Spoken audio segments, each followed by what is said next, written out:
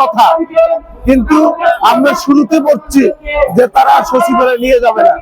আমাদের প্রস্তাবনা ছিল যে আমাদের প্রতিনিধিকে সচিবালয়ে নিয়ে যান, আমরা কথা বলে এসে এখান থেকে চলে যাব।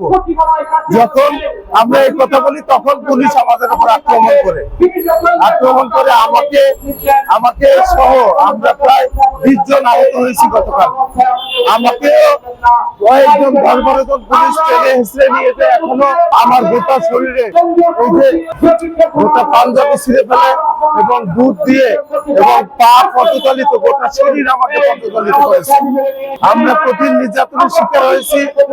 আমরা আমাদের যে ন্যায্য দাবি 18 দিনের কর্মসূচি, আমাদের যে চাওয়া স্বীকৃতি, এমপিও চাওয়া, আমাদের বাচ্চাগুলো, প্রতিবন্ধী বাচ্চাদের যেন সমাজের মূল ধারায় পড়াশোনা শিক্ষা সুযোগ হয়, মানুষ হতে পারে, তাদের চাওয়াটাই ছিল আমাদের চাওয়া।